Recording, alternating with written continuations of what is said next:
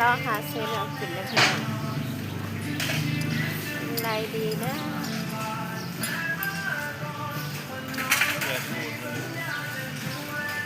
มาเลาะซื้อแนวกิน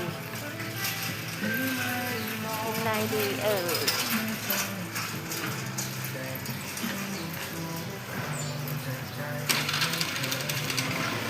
ตำอะไรบ้างตำหมูยอตำตีนไก่ตำมั่วตำปูปลาร้าตำมั่วจะ50บ่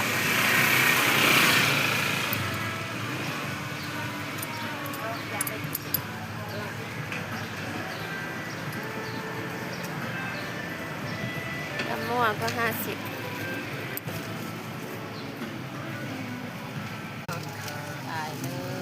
หมูบ่เนี่ยหมูทอดไก่ อันนี้ใส่เดียวกันเลย อันนี้20 อันนี้20นะไก่ทอดไก่ทอด ทุกเดียวเลย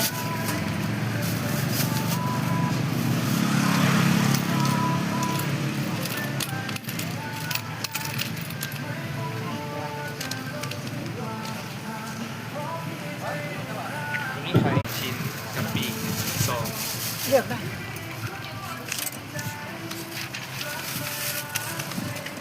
น่องไก่ไก่เลยวันเสาร์ไม่เยอะของกินไม่ค่อยมีเยอะเขาไม่ค่อยมาขายเยอะเท่าไหร่วันเสาร์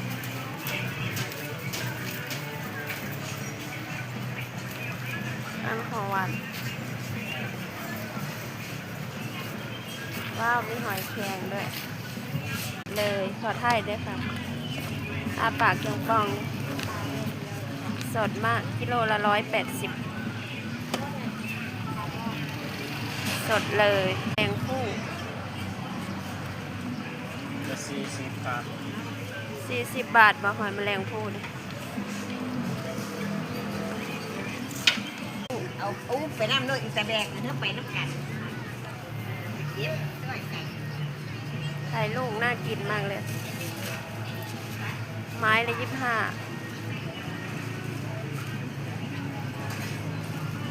ไข่ลูก สุขภาพก็มีน้ำก็มีนะคะสนับสนุนโดยน้ำดื่มเนเน่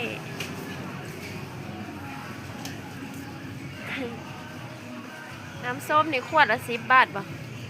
น้ำส้มคั้นสด โอ้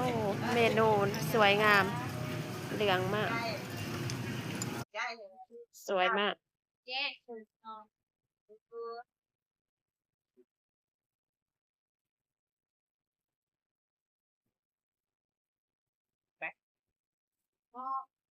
เนื้อหมูแดดเดี่ยวก็มี จ้ะ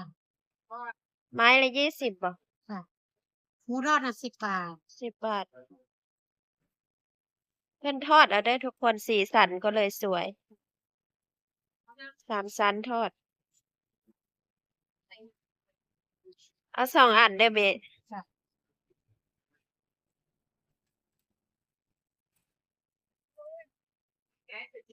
เอาตัวไหนหมูทอด อันนี้10บ่ 10เอาตัว10เอา2 อัน อันนี้20บ่ จ้ะ เอาแต่แค่นี้แหละเอา2 อันอันนี้ทอดก็มีเมนูทอดนะคะโอเคไปกินกับส้มตำเดี๋ยวไปสั่งส้มตำด้วยป่าเนื้อ มีเงินหน่อยเนาะ เนื้อสวยมากเลย เนาะผู้ขายนะบอก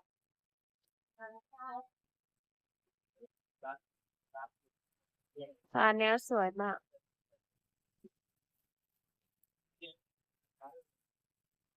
ปลานิลทอดนะเพิ่นแค่เป็นแบบว่าทำเป็นย่างอ่ะปลาอะไรปลาหมอคางดำ เดี๋ยวเฮ้ย แล้วเพิ่นก็เอามาทอดกำลังปิ้ง เมนูสำหรับคนตลาดสำหรับคนที่ไม่ชอบทำอาหารนะคะซื้อกิน จ้ะ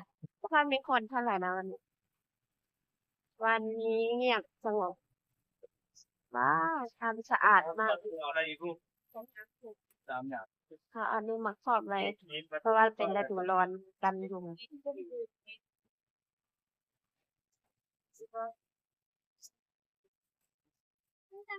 ตำมั่วโคกจากบ้านเลยตำมั่วโคกกี่บาท ตำพวก50 บาท 50 บาทปะ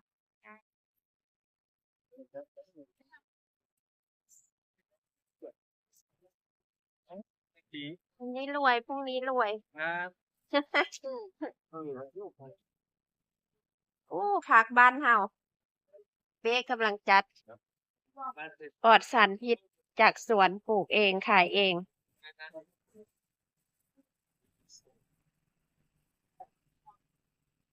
ปลูกเองขายเองดีมากนะเนี่ยต้านเบาหวานมันแก้เบาหวานมาลาขี้นกขายจานละจักบาทเลย ก็จานละ10 10บ่อาจารย์ยังเอาไปกิน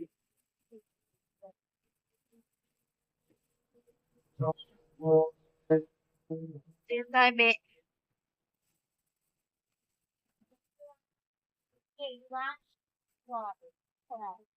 ดอกแค่เดียวบ่ดอกแค่ บอกอยู่หันนี่อันมาซื้อหมูยอบ่มีหมูยอ น้ำมะพร้าวกินบ่ บอกค่ะ ได้ 10 บาท ซื้อ ทุกคน เบะให้หลายขนาดเต็มจานเลย ขอบคุณค่ะเอาโศกมันมันเบิดเด้อ ค่ะ 25 นาทีเบิดรีบปั๊บเด้อพี่น้องรีบปั๊บชิ้นละ5 บาทมีทุกไส้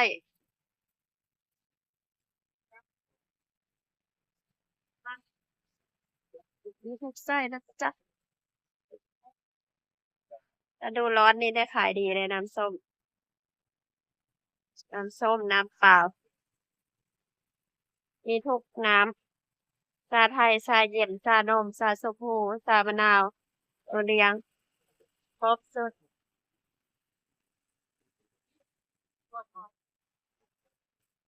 แหนมคุกแล้วได้บัดนี้เปลี่ยนเมนูขายแล้วบัดนี้ ไม่ได้เปลี่ยนขายเหมือนเดิม บ่ บ่เปลี่ยนมื้อนี้บ่ได้เฮ็ดออกมามื้อนี้ โอ้เฮ็ดแหนมคุกมื้อ จ้า นี้ มื้อนี้ ลูก ไป ใหญ่ ธุระ มากเลยแหนมคุกยักษ์พี่น้องแหนมคุกสวยมากเลย ขยันปั้นมาก ใหญ่มาก ปั้นตามใจชอบเลยนะคะ จ้า ขายเอามัน สวยงามมากแหนมคุกยักษ์เด้อพี่น้อง เงียบเหงา แทบไม่มีคน แทบไม่มีคนเลยค่ะขอบคุณที่รับชมจ้า บ๊ายบาย เจอกันใหม่คลิปหน้าและคลิปต่อไปนะคะ